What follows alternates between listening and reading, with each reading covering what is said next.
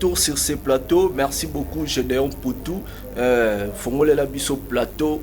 Maintenant, on va accueillir notre invité qui est bien sûr M. François. M. François qui est le directeur du collège Saint-Denis dans Mongafula, comme j'avais déjà dit. Et il est aussi assistant à deuxième mandat à l'IPEN.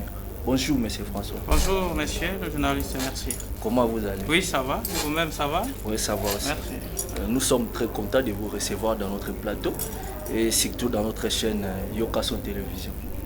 Quelles sont vos impressions pour la chaîne Yokason Télévision? Merci. D'ailleurs, c'est un grand plaisir de vous recevoir sur ce plateau. Yokason, en tout cas, c'est une chaîne qui est vraiment beaucoup suivie. Et moi-même, je suis votre auditeur en fait. Donc, c'est une chaîne qui est beaucoup suivie par tout le monde. Voilà. Merci beaucoup. Donc, aujourd'hui, je suis vraiment content de recevoir parmi de nos téléspectateurs ici. Sans plus tarder, on va passer à la première question. Mais c'est l'assistant. Bientôt, c'est la rentrée scolaire. Je voudrais un peu qu'on parle un peu parce qu'il y a quelque chose qui dérange un peu la société tous ces derniers temps. On a vu véhiculer des vidéos des élèves, tout ça qui n'était pas bon aux yeux de tout le monde. C'est pour cela que je peux un peu savoir, monsieur l'assistant, quel est l'impact des réseaux sociaux sur l'éducation, l'impact positif des réseaux sociaux sur l'éducation de nos enfants d'aujourd'hui. Merci, monsieur le journaliste, pour la question. Oui. Vous savez, avant de dire d'abord l'impact qui influence l'éducation actuellement, Oui. Il faut d'abord définir ce qui signifie l'éducation. Exactement. Alors, l'éducation comme un facteur du développement, l'éducation comme une action de changement du comportement de l'enfant, pourquoi pas les adultes aussi. Si nous voyons l'Internet, bien sûr, l'Internet n'est pas mauvais, c'est aussi une bonne chose dans le milieu éducatif. Pourquoi? Parce que ça change aussi la mentalité, mais ça dépend de l'utilisation. Vous voyez? Alors, si vous prenez aujourd'hui, première chose, l'impact de l'Internet sur l'éducation, c'est la déformation de la personnalité de l'apprenant. Vous voyez? Et au moment où il y a l'utilisation de l'Internet, surtout dans le milieu éducatif, c'est très compliqué. Très compliqué. Première chose, les enfants ne se donnent pas à étudier. Okay. Expérience faite déjà dans nos écoles, pourquoi pas même à l'université, c'est un problème très compliqué. Si vous allez comparer le système éducatif avant l'indépendance et après l'indépendance, vous allez trouver qu'il y a une grande différence. Ouais. Actuellement, l'Internet déforme beaucoup plus la personnalité des élèves. Donc c'est un problème sérieux où les parents doivent tirer l'attention justement pour faire scolariser leurs enfants. Voilà. Quand vous dites que l'Internet c'est une déformation, est-ce qu'on peut savoir si l'Internet c'est une déformation dans quelle catégorie, de quelle façon? Bien, c'est une question pertinente. Vous savez, quand on utilise l'Internet, vous savez que vous avez donné un travail à l'élève justement pour trouver les informations. Il va utiliser son téléphone à la maison et vous allez voir que vous, en tant que parent, tu dois savoir que non, l'enfant travaille le TP donné à l'école. Mais en réalité, vous pouvez vous rendre compte que non, l'enfant est en train de voir même des films pornographiques. L'enfant est en train de jouer le jeu à l'Internet. Donc, il ne consulte pas même les ouvrages lui recommandés à l'école. C'est-à-dire qu'il y a déjà la déformation de la personnalité. L'enfant n'est pas encore le moi, justement, pour travailler bien, correctement, concernant le travail demandé à l'école. Alors, voilà. Pour vous, monsieur l'assistant, quel serait votre point de vue ou peut-être comment faire pour éviter ce genre de choses-là, que cela n'arrive pas aux enfants? Parce que l'Internet aussi a l'importance aussi sur les recherches scientifiques. Bien tout sûr, ça. oui. Qu'est-ce que vous pouvez demander aux parents ou au cadre de l'enseignement pour essayer un peu de bien encadrer les enfants pour ne pas tomber dans ce genre de pièges-là? Voilà, vous savez, l'école est là pour prolonger l'éducation reçue dans la famille. C'est-à-dire l'enfant a déjà reçu une grande partie de l'éducation dans sa famille. Exactement. Et quand il arrive à l'école, là-bas, justement, l'école est là pour prolonger l'éducation que l'enfant a reçue dans la famille. Alors, si nous supposons aujourd'hui l'enfant qui a déjà mal parti depuis la maison et il arrive dans le milieu scolaire, ça cause toujours des problèmes. Mais si le parent contrôle bien l'enfant à partir de la maison, à l'école, l'enfant n'aura pas de déficit concernant l'Internet. Alors pour moi, c'est mieux de mettre en place, aujourd'hui on parle de la technologie de l'éducation, eh bien l'Internet, on peut créer une page justement de la recherche où si vous vous connectez, vous ne pouvez pas trouver de bêtises ou de films ou de quoi que ce soit. Pour moi, on crée une page spéciale justement pour la recherche, que ce soit au niveau primaire, que ce soit au niveau secondaire, pourquoi pas à l'université. Pourquoi? Parce que quand on laisse l'Internet, c'est n'importe qui peut consulter. Mais si on crée une page spéciale de l'enseignement primaire, secondaire et technique, en tout cas, ça va aider davantage. Parce que vous faites parmi les scientifiques de ces pays. J'espère que nous avons aussi un ministère qui contrôle la recherche scientifique. Justement. Et puis, nous avons aussi un ministère numérique.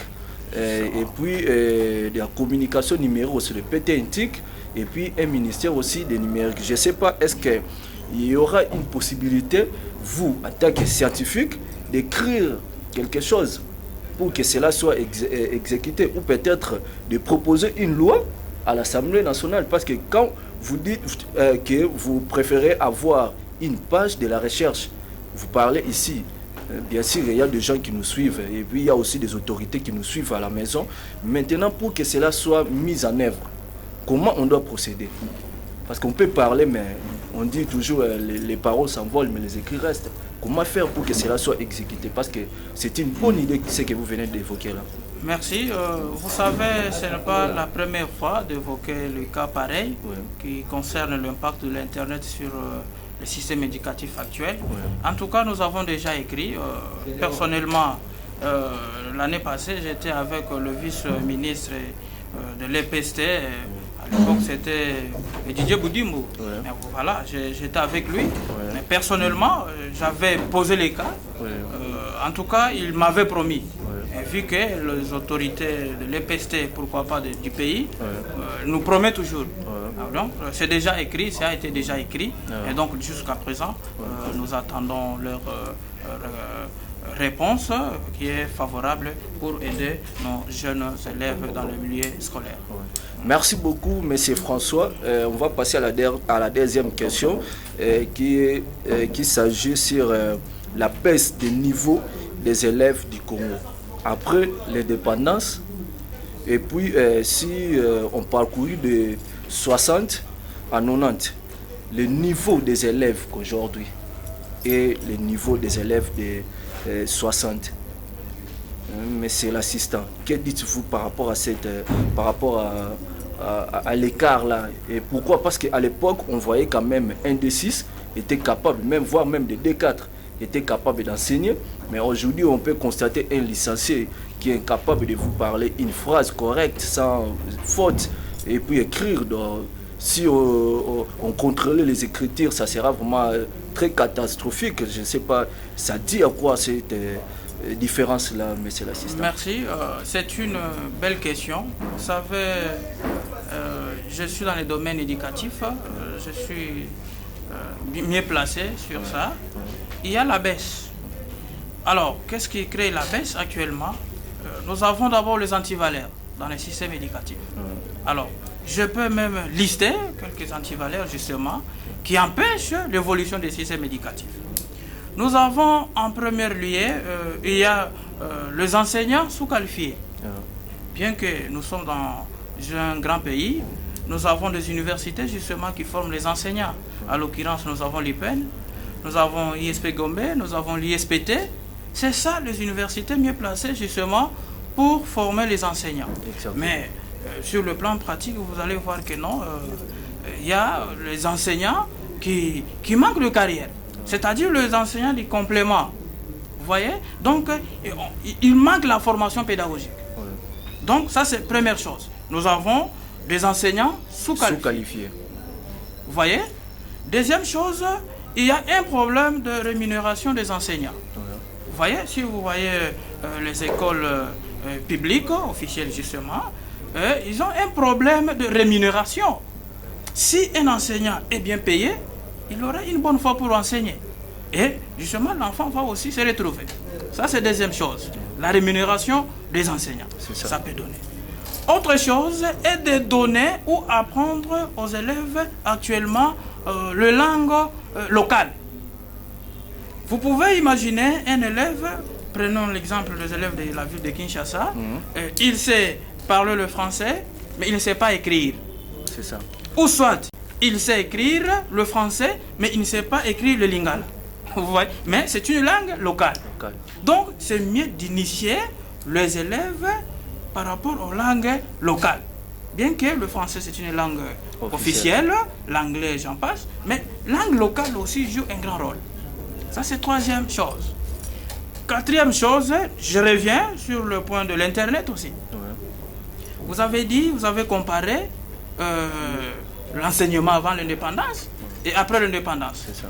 Bien, actuellement, ce qui se passe, ce sont les ambiances chez les jeunes gens aujourd'hui. À l'époque, il y avait du sérieux. Il y avait du sérieux. Et si vous remarquez nos papas qui ont fait l'école normale, si vous comparez avec les élèves d'aujourd'hui, c'est différent. Et actuellement, voilà, comment la différence? Et si vous allez faire la différence, on trouve seulement les élèves qui se retrouvent dans le milieu de ville. Vous voyez? Donc, tous les élèves qui étudient dans de grandes villes. Prenons par exemple la ville de Kinshasa. Si vous voyez des grandes autorités actuellement, on les retrouve, ils viennent de l'intérieur. C'est un problème. Les Quinois, ce sont des ambianceurs. Ils ne se donnent pas aux études. Est-ce que, monsieur l'assistant, vous voulez dire que les élèves qui ont étudié après l'indépendance n'étaient pas ambiancés que les élèves d'aujourd'hui? Justement, il y avait du sérieux. Il y avait du sérieux. Et écoutez, avant l'indépendance, il n'y avait pas l'Internet. Moi, j'ai appris d'ailleurs que les élèves, et surtout les étudiants qui ont étudié après l'indépendance, recevaient quand même des bourses. Écoutez, ils étaient payés. Justement, on paye, mais ça c'était peut-être une façon de motiver, de les motiver. Donc vous voulez me dire que non, parce qu'aujourd'hui... une vie meilleure que nous autres. Non, non, écoutez, à l'époque, il n'y avait pas assez de gens qui fréquentaient le milieu scolaire. Vous voyez? Mais aujourd'hui, si vous allez calculer le taux de mortalité, vous verrez qu'aujourd'hui, il y a beaucoup de gens qui fréquentent. Et à l'époque, peut-être, il n'y avait pas beaucoup de gens qui fréquentaient l'école. Parfois, ça peut aussi créer un problème. Mais à l'époque, il y avait du sérieux. Il y avait du sérieux. Les enseignants étaient bien rémunérés par rapport à aujourd'hui. Mais quand même, grand merci, parce qu'actuellement, quand même, un enseignant touche quelque chose depuis que le nouveau président a accédé au pouvoir. Vous voyez, mais avant lui, c'était catastrophique. Vous le connaissez quand même. Ça. Mais la différence, c'est qu'à l'époque, il y avait du sérieux. Donc les élèves ou les étudiants se donnaient aux études. Il y avait du sérieux, mais vous verrez quand même le parent qui envoyait les élèves, il suivait les enfants. Mais aujourd'hui, c'est compliqué. Quand l'enfant quitte l'école, il arrive à la maison, il va faire n'importe quoi et les parents le regardent. À l'école, on interdit le téléphone, ne venez pas avec le téléphone à l'école, mais vous allez vous rendre compte qu'il y a les enfants qui amènent le téléphone. Vous essayez de les confisquer et vous verrez que le parent vient vous injurier. Non, voilà pourquoi vous avez confisqué. Ok, c'est un problème sérieux. Mais à l'époque, ce n'était pas le cas. C'est ça. Voilà, ça n'était pas le cas. Donc, à l'époque, il y avait du sérieux. Actuellement, même du côté des élèves, même du côté des parents, il n'y a pas du sérieux. Donc on peut dire aussi que c'est un problème technique parce qu'à l'époque, si je ne me trompe pas, il y avait aussi la pédagogie ancienne, une pédagogie qui était centrée sur les maîtres, et puis les maîtres avaient le pouvoir quand même de frapper les élèves aussi. Cette autorité-là que les enseignants n'ont plus aujourd'hui, parce qu'aujourd'hui un enseignant n'a plus le droit de frapper un élève. Est-ce que cela influence aussi, ça diminue aussi la force d'un enseignant vis-à-vis à son enfant ou quoi? Écoutez, frapper un élève ne signifie pas que lui relever le niveau. Tu peux frapper un élève, mais s'il ne se donne pas, il va toujours rester dans la même position. Vous voyez? Justement, ce qui manque aujourd'hui, c'est un bon conseil. Donc, un mauvais encadrement. Un mauvais encadrement. Au niveau de la famille. Le système est resté le même. Mais le système, c'est le même. Jusque-là, moi, je ne vois pas la différence qui existe entre le système avant l'indépendance et après l'indépendance. Au moins aujourd'hui, on est en train d'essayer avec des DAS. Et voilà, nous avons 7e, 8e. Bon. Mais moi, je ne trouve pas, il n'y a pas de changement. Parfois, aujourd'hui, il y a des pires. Avant l'indépendance, c'était mieux. Et aujourd'hui, il y a des pires. Ce qui nous demande, vous avez évoqué le mot des techniciens. Donc aujourd'hui, il n'y a pas de techniciens. Il y en a. Il y a des techniciens. Le problème, c'est quoi? Je voulais vous dire, enfin, que c'est le manque de conscience. On n'a pas de conscience actuellement. Oui, c'est un problème de conscience. C'est un problème de conscience. Parce qu'il y a certaines personnes qui disent quand même non, notre système a vieilli, on devait refaire les systèmes ou ajouter quelque chose. Or, c'est le même système qui a encadré aujourd'hui les professeurs qui donnent cours, mais le même système aussi qui encadre nos jeunes. Mais comment cette différence-là? C'est ça qui m'inquiétait. C'est quoi à l'époque mettait une personne à la place qu'il faut? C'est ce qui s'est passé à l'époque. Tu as fait la pédagogie générale, tu dois enseigner à l'école primaire. Mais aujourd'hui, quelqu'un qui fait maths physique, il va enseigner à l'école primaire. Mais écoute, qu'est-ce qu'il va donner? C'est-à-dire, le problème est que mettez une personne à la place qu'il faut. Peut-être aussi un problème d'orientation. Non, il y a des conseillers d'orientation. Il y a des conseillers d'orientation. Vous voyez, dans de grandes écoles, les écoles conventionnelles catholiques, donc on peut aussi dire peut-être manque d'emploi, parce que si je n'ai rien à faire et que je trouve que j'ai une école d'un grand frère ou d'un grand-père que je peux avoir facilement. Mais vous allez déformer, c'est ce que j'ai parlé au début, mais vous allez déformer les enfants parce que tu n'as été jamais préparé pour ça. Que ça soit au niveau primaire, parce qu'il a vu comment il a été enseigné. Non. D'ailleurs, vous voyez, pour moi même à l'université, pour que quelqu'un enseigne, il doit étudier la didactique d'enseignement. Vous voyez, tu as fini dans n'importe quelle université. Pour enseigner dans une université, on doit apprendre le méthode et technique d'enseignement. Si tu n'as pas appris ça, selon moi, même au niveau universitaire, c'est vraiment à côté. Voilà, donc c'est ça. Merci beaucoup, monsieur François. Vous êtes le préfet du collège Saint-Denis. J'aimerais que vous puissiez un peu nous parler de votre école et votre adresse, parce que certainement il y aura besoin des parents qui auront besoin d'amener leurs enfants dans votre école, parce que vous avez bien expliqué surtout sur le système éducatif. J'espère vous-même aussi vous êtes cadre et vous êtes qualifié de l'éducation, parce que je sais que vous avez fait la pédagogie à l'UPEN. Pour ceux qui ne vous connaissent pas, parce que je n'avais pas quand même vous présenter dans ce titre-là. Vous êtes assistant deuxième mandat à l'UPEN et vous avez aussi fait la pédagogie. J'aimerais que vous puissiez parler de votre collège et donner l'adresse, inviter aussi des parents qui auront besoin d'envoyer les enfants dans votre école. Merci, monsieur le journaliste. Vous savez, pour ce qui me concerne, je vous complète. En tout cas, nous sommes dans le domaine éducatif. Comme vous venez de le dire, je suis assistant purement, toujours dans la faculté de pédagogie et didactique de discipline. À l'école secondaire, j'ai fait toujours la pédagogie. Vous voyez? C'est-à-dire, je suis dans mon domaine. Je n'ai pas tapé à côté. Le collège Saint-Denis, c'est une école privée catholique située dans la commune de Mongafula, quartier Cité Verte. Justement, si vous prenez la route de Kimwenza, donc en face du centre hospitalier Lissungi, non loin de la paroisse Sainte-Rite, il y a une grande école là, collège Saint-Denis. Nous avons plus ou moins 7 sections. Nous avons la section maternelle, 3, 4, 5. Nous avons la section primaire, les premières en 6e année primaire.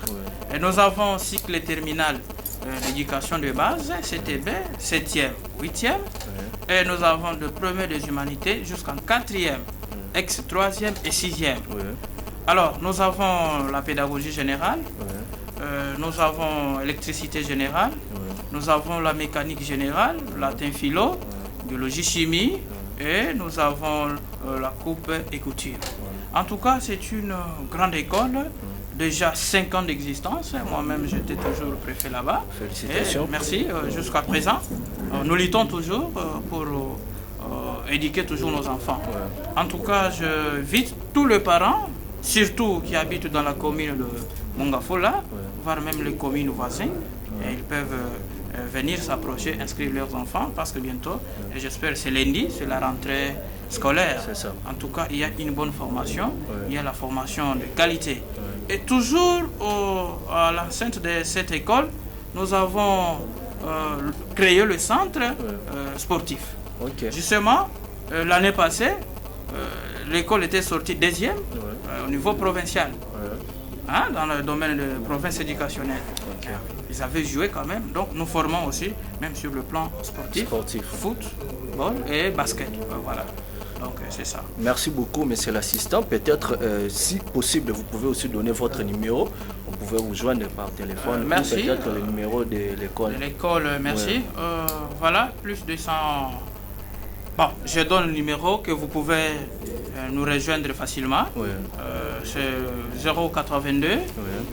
11 95 737. Je le répète, 082 11 95 737.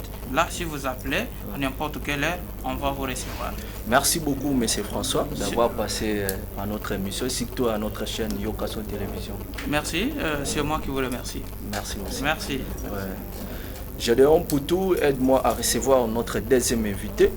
C'est lui qu'on va encore aborder avec lui les questions de l'Internet, parce que c'est une personne qui a un cybercafé, donc c'est aussi l'expert de la matière de l'Internet. Merci beaucoup, Gédéon Poutou.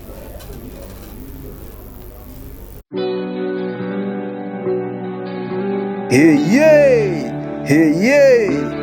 Agence de voyage, Jouve Business, agence de voyage, Izouamine Alimete 11e rue résidentielle, Petit Boulevard, juste après siège social, il y a IDPS. Agence de voyage, Jouve Business, Azo Sungabino, Naba service locaux là, assistance, il y a visa d'études, tourisme, médical, affaires, et puis vente de billets d'avion, accompagnement, CAA, Congo Airways et international, réservation hôtel. Dans un service intérêt au bisoto faka pour la para pour la bénéfice de basi.